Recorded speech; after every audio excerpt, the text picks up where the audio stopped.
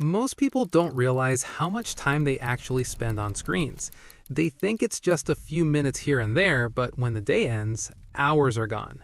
Not because they chose to waste time, but because the screen pulled them in without resistance.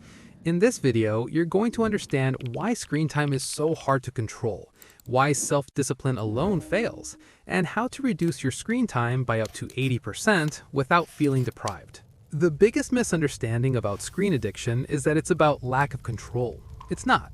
It's about friction. Screens are designed to remove friction from engagement. One tap leads to another. The brain follows the path of least resistance.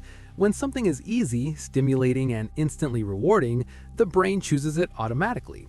Trying to quit or restrict screen time through willpower creates a fight you eventually lose.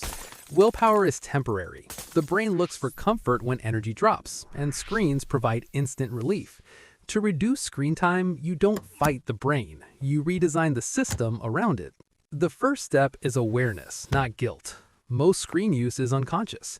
You unlock your phone without a reason. You scroll without intention. When behavior is unconscious, it cannot be controlled. Simply noticing when and why you reach for a screen weakens the habit loop. Awareness interrupts automation. Another reason screen time explodes is emotional escape.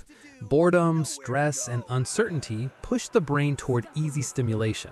Screens are not the problem, they are the solution the brain found. If you remove the screen without addressing the underlying need, the urge finds another outlet. Reducing screen time becomes easier when you replace passive consumption with active intention. Instead of eliminating screens completely, define specific purposes. When the brain knows why it's using a screen, it stops using it mindlessly. Purpose limits excess naturally.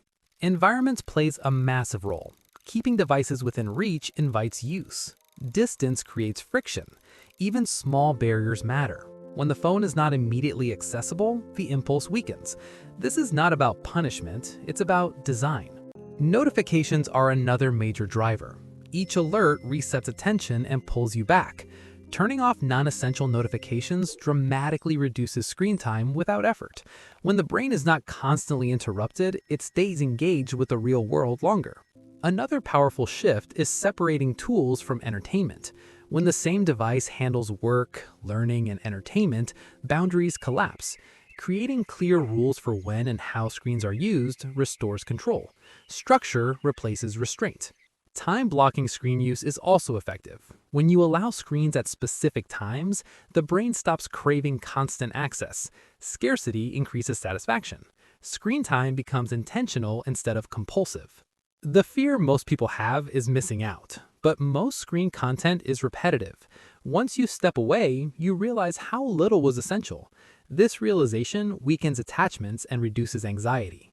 Physical habits matter too. Screens thrive when the body is inactive. Movement disrupts compulsive use.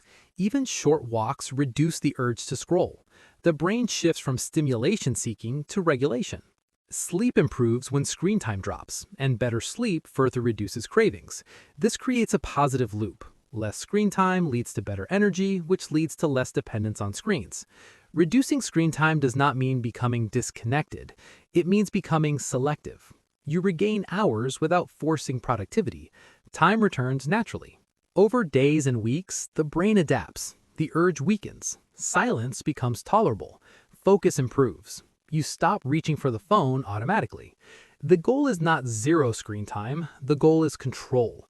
When screens stop controlling your attention, they become tools instead of traps. That is how people reduce their screen time by 80%, not by deleting apps in anger, but by understanding how habits actually work and changing the environment around them. Once this shift happens, you don't feel restricted, you feel free.